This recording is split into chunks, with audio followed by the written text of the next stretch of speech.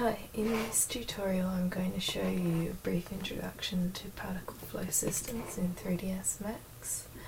So first of all, particle flow systems are usually used where you have a source which you want a flow to occur from. So in this instance I'm going to just create a tube in which ball bearings are flowing out of. So first of all I want to create my source geometry and particle geometry, and then I'll open up the particle flow system. So just in standard primitives I'll create a tube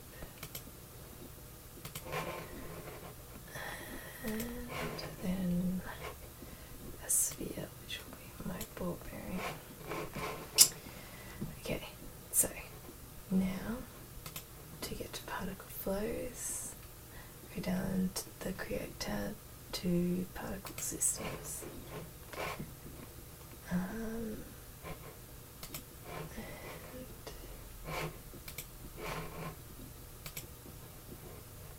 go to PF Source and then to Particle View. So the one I'm interested in is a standard flow, which is quite simple. So I'll drag and drop that in. And for the event, the birth, we kind of keep as a default. And then you can go to the position icon, and so this will, if we look in our viewport, it creates this little position icon, which is where particles will flow from. So ideally we want that to really be associated with our object, so I'll just select it and move it.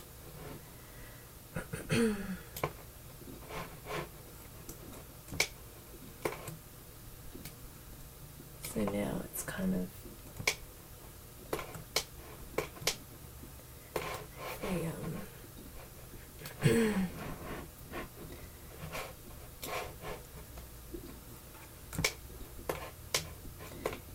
if we look in that, you can see it's kind of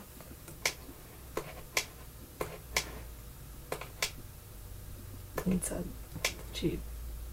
And we can see that here as well. So anyway, if we come back here now, we want to change the position icon to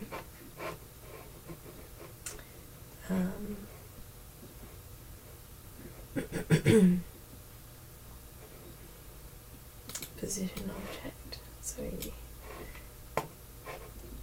drag and drop that over the top, and then add and select the tube. You can see now it's come up tube one. And if we can do that animation to simulate what will happen, you can see that it's all coming off the sides here as well. So a way of changing that is to go to Edit Poly, and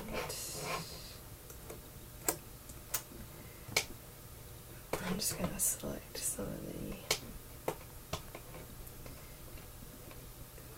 inner faces of this. So I'll go to Polygon and click the Animate so it remembers the polygons I select.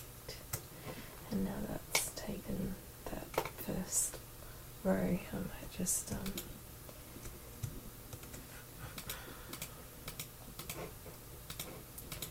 select a few more as well.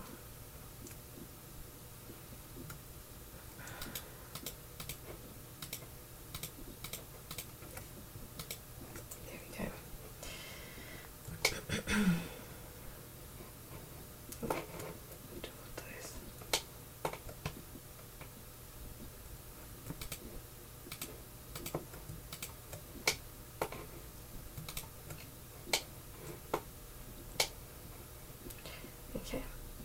So, and then we change this to select faces, and what should hopefully happen is you can see they're flowing from the inside face. So speed, if we play this, we can see it comes out pretty quickly. So pause that. Probably can drop down the speed maybe to half, and maybe increase the variation a little bit.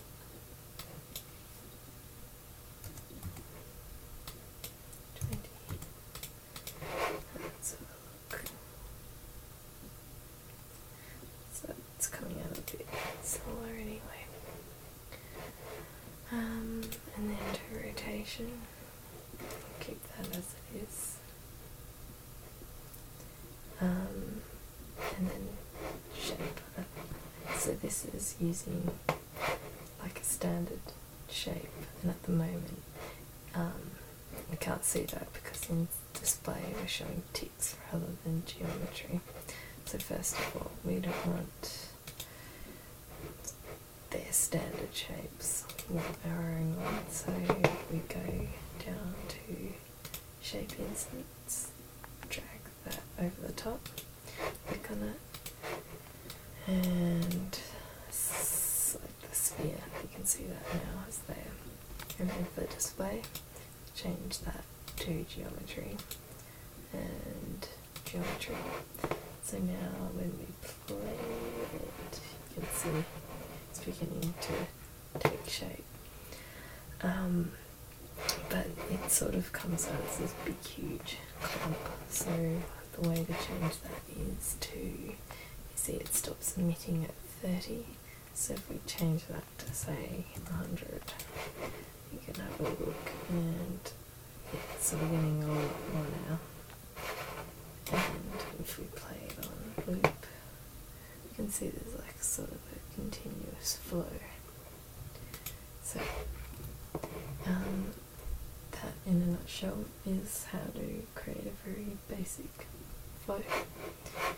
And this here is your scrubber bar, where you can sort of test out things as you change the properties. So both important for changing the number of particles and when they stop emitting, and then position object, obviously very important to define the source of where the flow is coming from.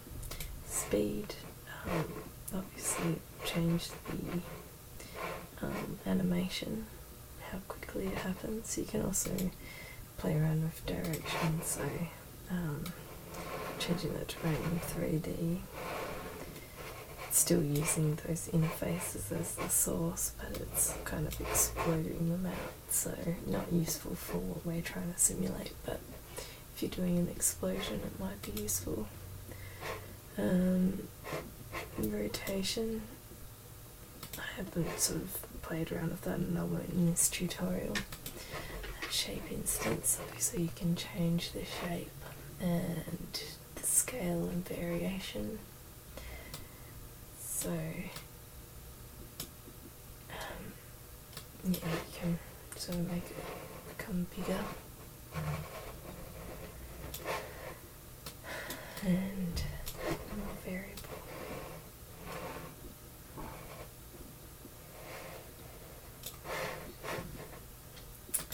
And then the display, if you're working with large files, you can select ticks to just get a quick idea of what things are going to look like. And then render, you'll still render your geometry overall. So if I click render now, you can still see the geometry.